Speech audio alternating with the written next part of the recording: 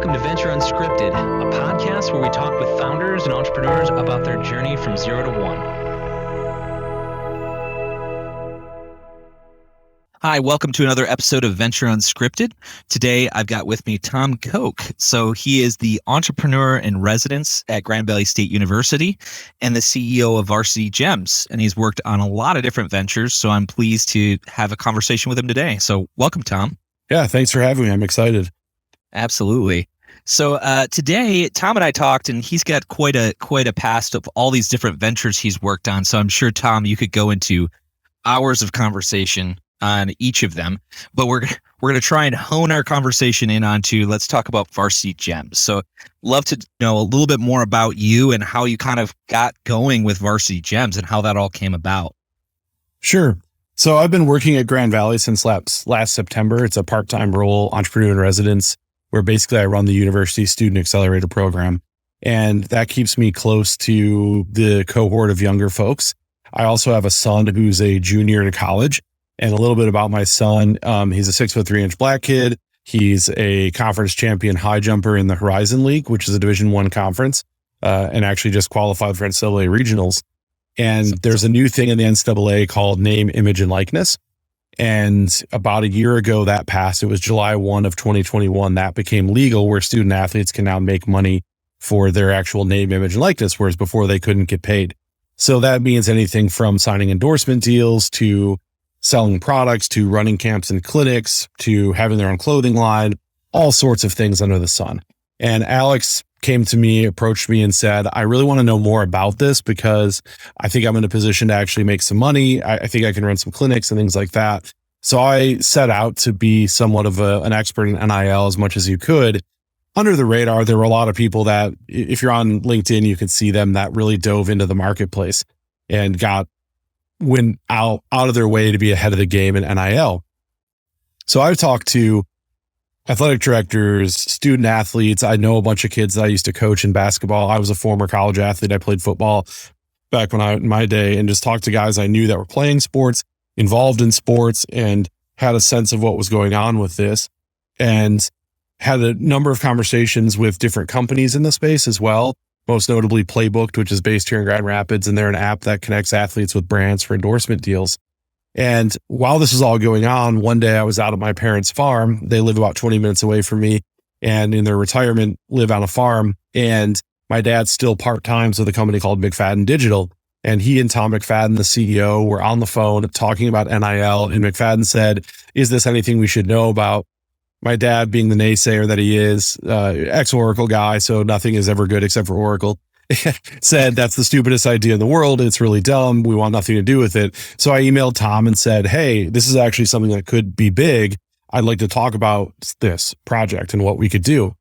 And Tom invited me graciously to be involved in a project he was sponsoring at Dartmouth University with their Tuck School of Business, or Dartmouth College, I should say.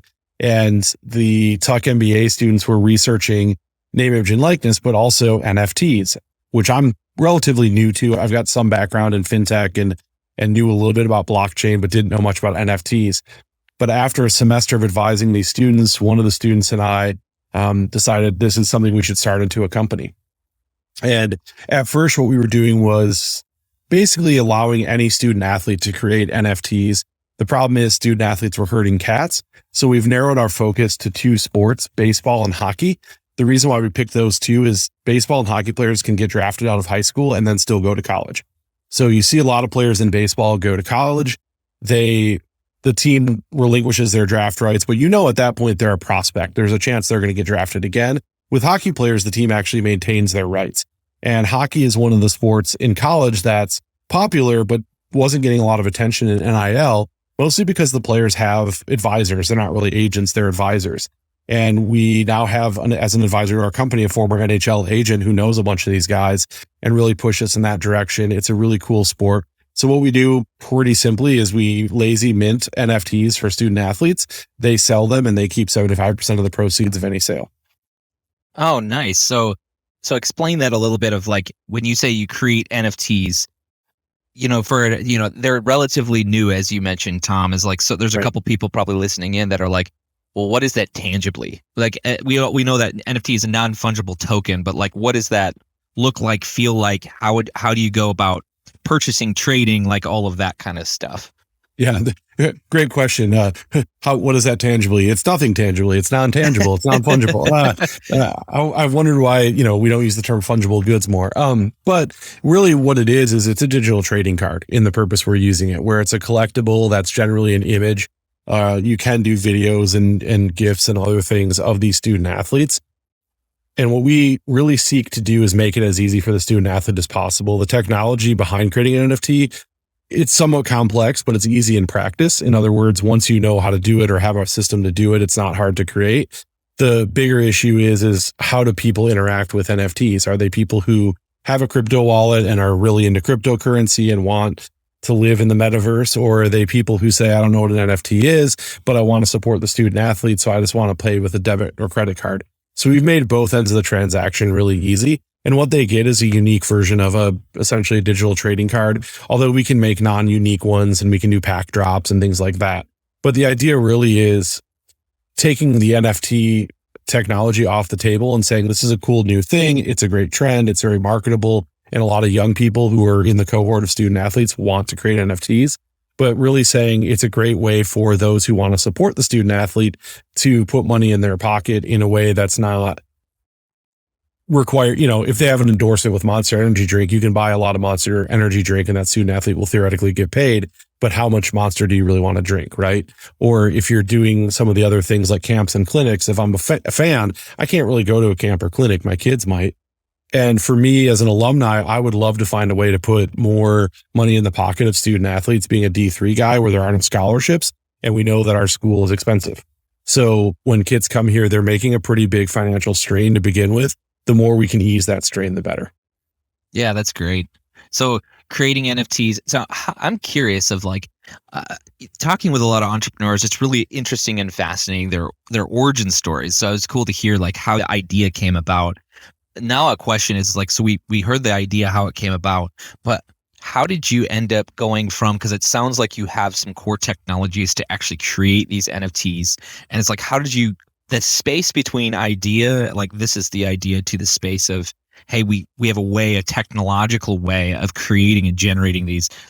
Was there any testing that was in between? How did you end up in that awkward teenager startup phase, which I'm sure you're still in, but in that earlier days of how did you end up testing to see if this was something that's worth embarking on?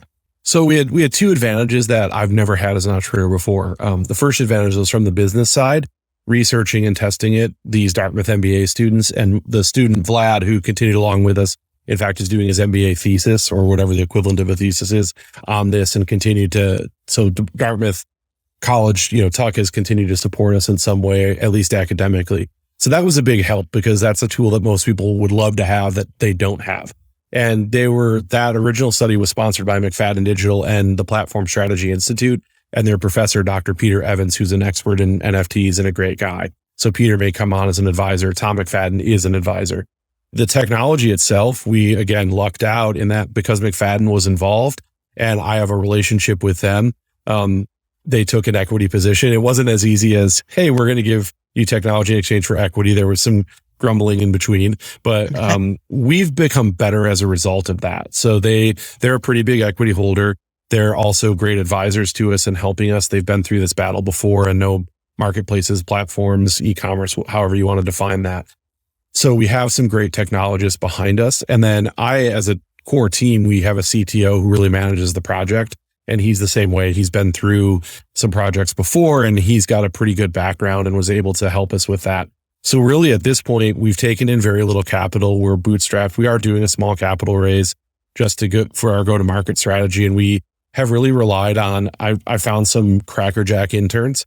I won't lie. We didn't have to interview too hard. We found great ones right away. And one of them, she's a softball player at Calvin University here in Grand Rapids, her name's Grace Glass. She's just amazing.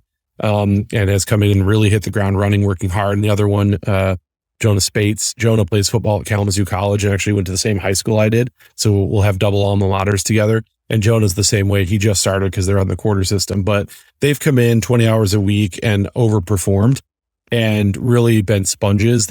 As student athletes wanted to learn this market and wanted to invest time and energy into it. So for us, there's two really difficult components. One is getting student athletes to show up and provide us content. Jonah and Grace have accelerated that process because as a 42-year-old guy, when I reach out to like a female athlete, they're like, who's this creep? But when Grace does it or Jonah, it seems more in kind. And really, we've found that that's not getting them to say, I want to participate isn't hard. What's hard is getting Instagram worthy or good photos that can be turned into NFTs, especially at schools where they're not big time programs. The other side of the market is getting people to buy. And we're really in that phase of the game is now let's market this and go live. Our biggest cohort so far is baseball players, and we're going to do something live with the College World Series. We did a beta run with March Madness, and it was relatively successful. We actually got some traction the way we thought we would with smaller school basketball teams. So what we found is it's affinity groups like alumni, fans, people who already know the student athlete, and then their social media network, and also young fans who are already buying like digital Pokemon cards and things like that. And one of the cool things we've done is create, I won't describe them too much, but they're really cool versions of a hockey player that are really tradable that kids like. And we want kids to be saying to their mom and dad, buy this for me. I want a bunch of these. I love the hockey team at Michigan State or whoever it is. The other big thing that we've really done a good job of testing is, again, by picking select sports, where to go. And we've really researched that. And we found that women's sports, softball and women's hockey have been very receptive so far. And they're great from a following standpoint. Their fans are very passionate. And with Title IX being 50 years old and so forth, supporting and propping up female student athletes is very important. And it's been a very successful as far as getting that message out. Now we have to go sell a bunch of them. I mean, honestly, I hate answering that question because we had so many advantages, but I think that's the thing about being what I'll say is I've been doing this for about a decade. After a decade, you have the relationships where you can tap into some of those things. So if you're a first time entrepreneur, you probably won't have these advantages. But eventually lucky bounces come with hard work and networking and sticking with it. Yes. No, that's great. So it sounds like you've built a great team that has really helped build this first bootstrapped, to your words, you bootstrapped this first version in there. One of the things I'm really curious about too is what it feels like, Tom, is that you also have really a two-sided marketplace, right? You have a chicken and an egg situation. So how did you guys address this chicken and the egg, or how are you, or maybe you're still exploring that chicken and the egg where you've got student athletes on this side, you almost needing to, I don't want to say convince, but do a little bit of salesmanship, right? Because I'm articulating this is what we're looking to do. Do you want to be a part of it? And then the other side of it is people actually wanting those NFTs, right? And trading and buying. Yeah. And honestly, the chicken before the egg is a great thing because when you have a marketplace, if there's nothing there, no one's going to come. Yes. And that I think is really key. The other thing is with the student athletes, it's not hard. Is it salesmanship? Yes. What you have to convince them of is this is easy and we'll make it so easy for you that you don't have to think because every minute of your day is already pre-planned. The second side of that is then they want to know, are these going to sell? So what it is the bigger the athlete, the more questions they're going to ask about, is this going to sell? How are you going to help me market it? So then we have to create content for them to market themselves and put on their social channels. So there are some things about NIL that these athletes know and some that they don't know.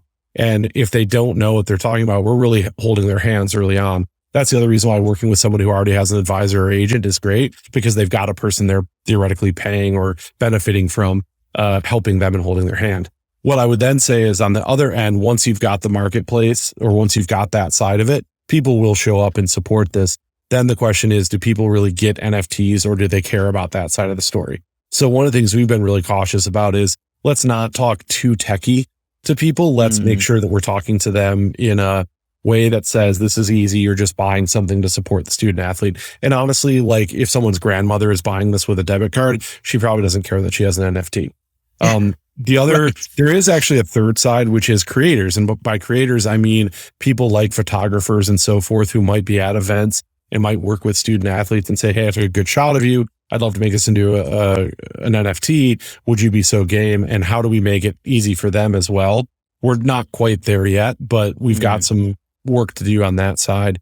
And the marketplace isn't actually launched yet. So we're in the chicken and egg place where we looked at the site and said, if there's not any inventory, it just looks bad. It looks like nothing's happened on it. So, like any good entrepreneur, you want that inventory there and you want the site looking like a place where stuff has happened and will continue to happen. So yes. So you're in your chicken and egg situation, you've really concentrated, which makes a lot of sense. You concentrate on the inventory, making sure that when someone visits the marketplace, there's actually something there to purchase and buy and trade and all that good stuff of NFTs. Right. Yeah. And what we found, that's one of the interesting things with NIL is that a lot of fans and other people are looking at this saying, I'd love to participate and help the student athletes. I just don't know how. And we want to make it so it's available. And then they can say, oh, this is an easy way to do this. Like, it's great. I know how a transaction is done. So, yeah. Yeah. What would you say some really scrappy and bootstrappy things you guys have had to do and learn through this process?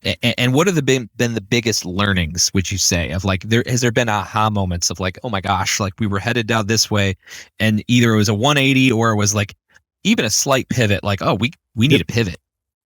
Yeah. I mean, 3 things. Number 1, we had an investor pull out. So when you suddenly can't pay your bills and you're going to people, beg, borrow, and steal, please help us. So we had to learn grit, bootstrappiness, and be open to saying, okay, you've done something for us. That's really great. So we're going to give you equity. And at the end of the day, if we believe in the company, then that's okay. I hate that, but that's life, right? And the equity, the people coming in are worth it, right? So it's made sense. I think the second thing that I would say is really be open to when you're looking at something, there's a danger in getting too excited and trying to build too big of a market that you can't build and sustain. And we started out really wide and then we narrowed. And we've actually had some people say that narrowing is really stupid. Well, guess what? We've had a lot more people say that's really smart. And so when you talk to people and they say, when I first talked to you, you were way too wide. Now you've narrowed. And that's the difficulty of being an entrepreneur is you want to take a huge slice and you want to have this big percentage of the market share and all that stuff. And then when you do the numbers and you say somebody who actually knows finance sits down with you and says, if you pivot and do this, you can make a great company here. And you don't have to have that huge of a market share and the barriers are a lot lower. And by the way, if you knock it out of the park, you'll get to that point. So don't build a hockey stick where it doesn't exist or doesn't need to exist. I think the third thing is that go finding people that are already in your market and know the space and really, really are passionate about what they're doing. Every other company I've built in the past has been like, it's a cool concept. We weren't doing it uneducated. But now we actually are surrounding ourselves. Like my interns, we sit and talk sports when we're not working. And that's really cool. Like that we can have those conversations and they really care about this and they're living this NIL story themselves. So it's not, we're talking to people that this impacts and we're talking to an NHL agent who says, I talk to college hockey players. This is what this means for them. We've talked to baseball players that said, look, College World Series is coming up. This is what's important for me, So that's really something I would say that for the first time, the first startup I was with was a fintech. I love fintech. I'm passionate about it. But if someone said you're never going to work in fintech again, I probably wouldn't cry. If someone said you can never be involved in sports again, I'd probably be pretty upset. So, and also the last thing I would toss in there is this is something where I think my passion, this is probably the last startup I'll ever do. I'm just too old and too married with too many kids and mortgages and stuff to do it again. And so I want to make sure, I would say the biggest thing for me is what I've learned from my past failures and past mistakes, which is sometimes you have 2 ears and 1 mouth for a reason. So shut up and listen twice as much as you talk.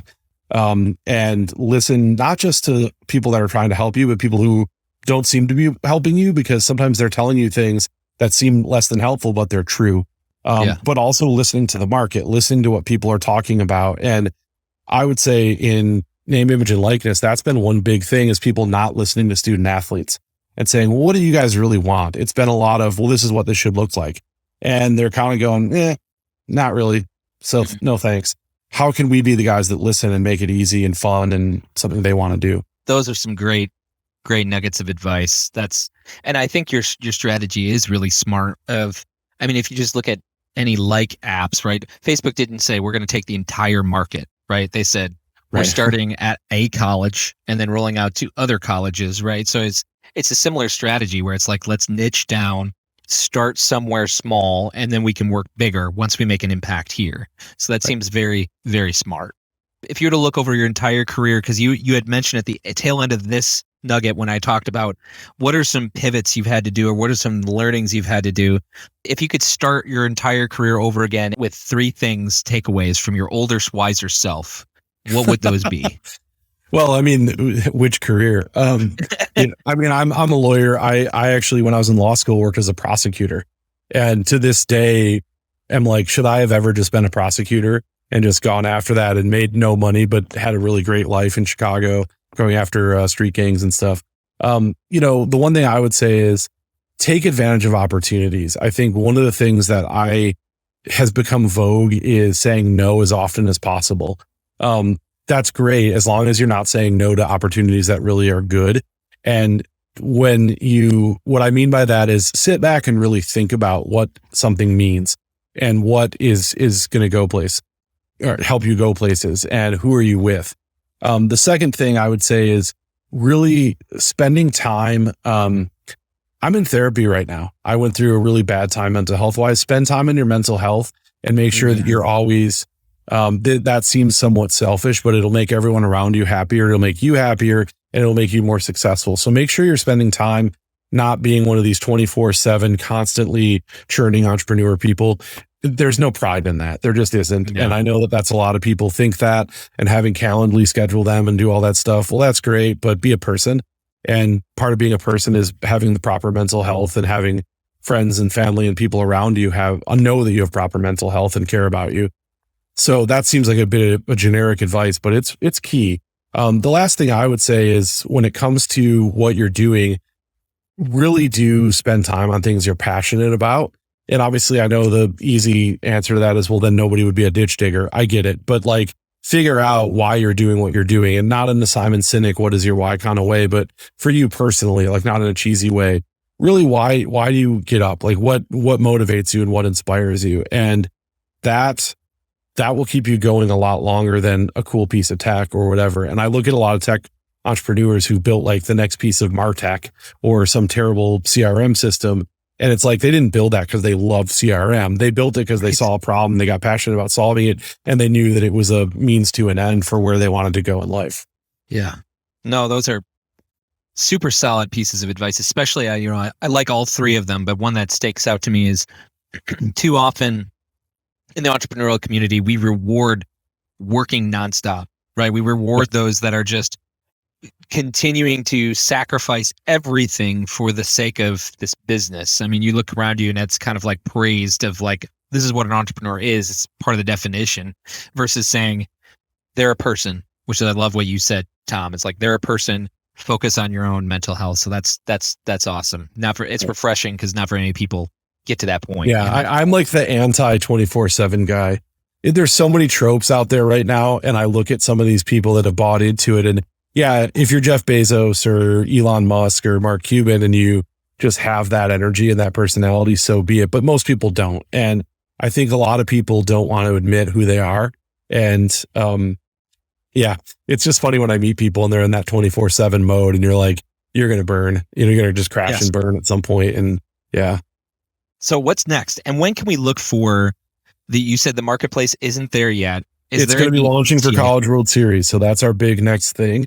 And what's next after that is like going hardcore into the hockey market. We've got a couple other exciting things that I'm not ready to reveal yet, but that's our big stuff. And then for me, it's, running this for as long as I can, and then diving into my life goal is to keep working with college entrepreneurs and helping them not just be entrepreneurs, but also use those skills to be better employees, whatever job they get in life. So I love what I'm doing at Grand Valley, and hope to keep doing things like that. That's awesome. Awesome. Well, Tom, I really appreciate your time today and talking about your startup. It's really exciting stuff. So I appreciate all the work you're putting into at Grand Valley with all the different entrepreneurs. I'm sure they very much appreciate that. Well, I hope so. Hopefully I'm well received. It's all for them, so not for me. Yeah. Awesome. Well, thanks for your time again, Tom. Yep. Have a good one. You too. Bye now.